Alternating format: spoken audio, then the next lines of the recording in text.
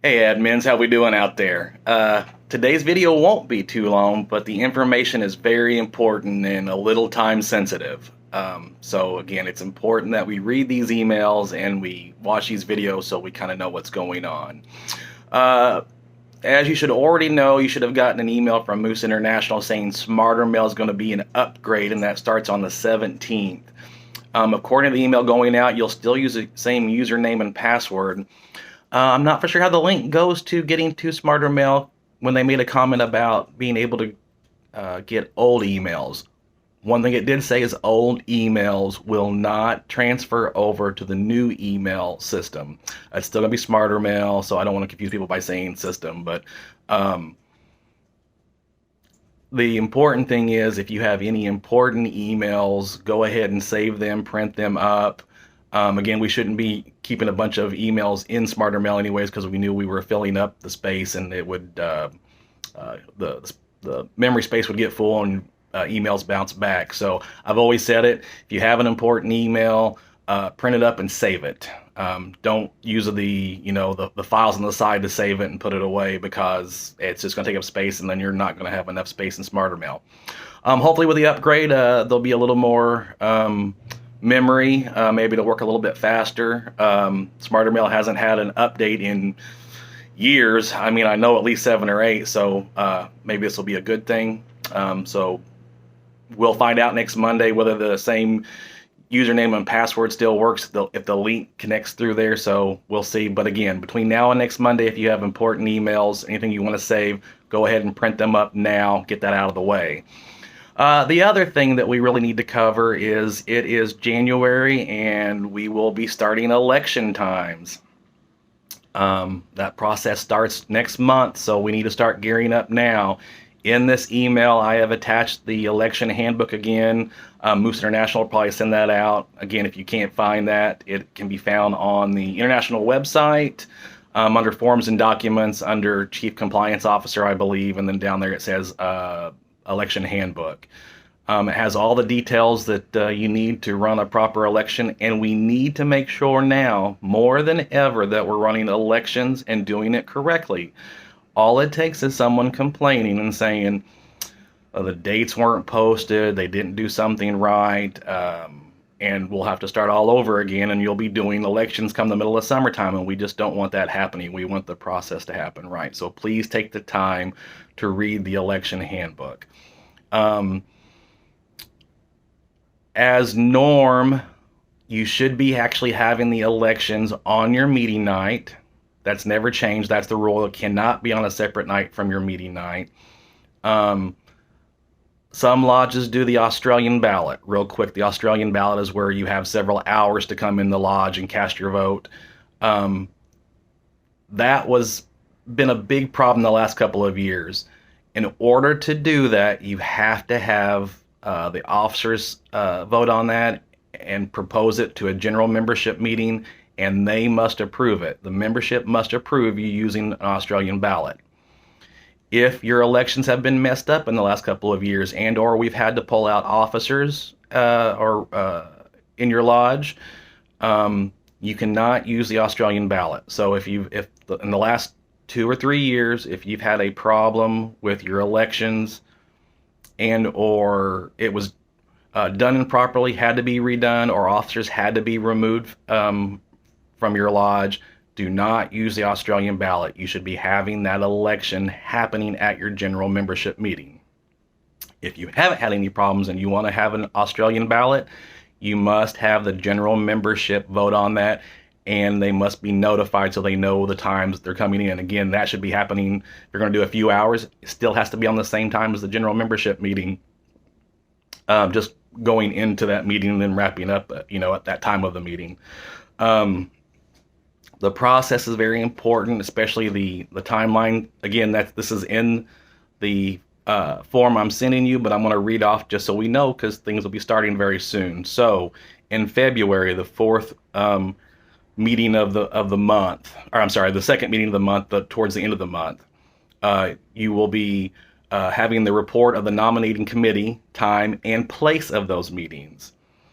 On the 3rd week of March, will be the last day for members to submit their name and be considered for nominations for a desired office.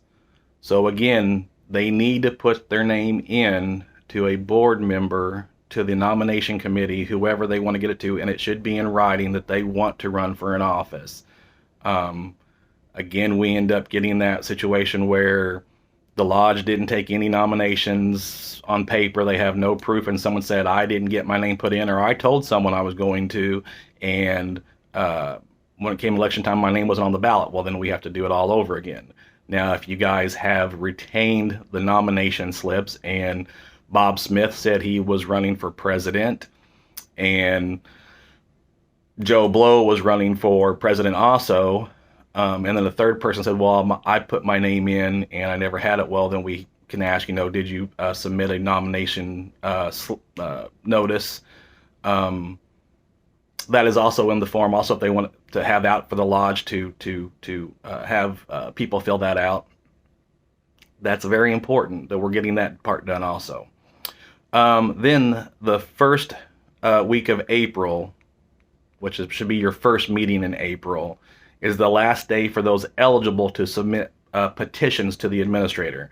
So, knowing the nominating process, if the nominating committee decides to not nominate somebody and their name has been proposed at the end of March, or wasn't proposed at the end of March, they have time to petition, and that's in the handbook also, how to petition. I'm not going to go through all that and make this video last a half an hour, but they have the right to do that. Then the second meeting of April is when the general election is supposed to happen. You have to have that election then, and then those officers would take over on May 1st. Again, that process is listed in here, but we need to make sure we're doing that right. We need to make sure that in the newsletter now, let people know on your social media also that, it's time for elections, and if you're interested in an office, to talk to a board member or someone on the nominating committee. We keep talking about being more transparent and having transparency in what we do. We need to make sure that information is getting out and plenty of people have time. I don't want to hear that it's April and the lodge hasn't done anything to prepare for this election, and people want to know how Bob Smith got elected when there was no election or no process, and they didn't even and Joe Blow didn't have time to put his name in. We've got to make sure that's being done right. We had to do that a few times last year where the process was not right, and we had to consider the election process null and void and had to start all over again. I don't want to go through that. It's not fun. It's not fun for the lodge. It's not fun for me. So let's make sure we're doing that right. So again, please take the time to read this handbook. Print up a few copies and take them to your next board meeting so that everybody knows what's going on and they can see the timeline also. So, just we need to work on that, and I do appreciate it, and I actually kept it down to 9 minutes. Everybody have a good week. Oh, and I will say this too, so real quick. So in our LCL, we need to make sure that we have our officers in LCL and in the proper positions and the proper time that they were in there. So just in case someone wasn't an officer for a full year, they're not getting credit for a full year and could run for president. So we want to make sure that's not happening. So we need to make sure that all our officers are listed correctly and in the right positions in LCL. Also, we need to remember that women are eligible for most offices. Again, the process is same for men and women now. The only thing that really matters is there's a how long you've been a member to be chaplain and vice president. They have to be a member for 6 months. That applies to both men and women. And to run for president, you have to have held an office for a full year before. So it could have been any office, elected office. It had to have been for a full year, and it didn't have to be last year. They could have been treasurer or vice president 3 years ago, and as long as they did a full year, they're eligible to be president. So the only way that a woman right now would also be eligible, same as a man, they would have had to have been on this board this past year and been an officer for a full year. There's only a handful of women that came on and immediately came on early last May that were probably eligible, so there may not be any women presidents yet, but hopefully we're going to have some women on the board starting this year, besides just the few female administrators we have. I know in a few lodges there are some females. All right, I kept it 10 minutes. Y'all have a good week. Take care. Bye.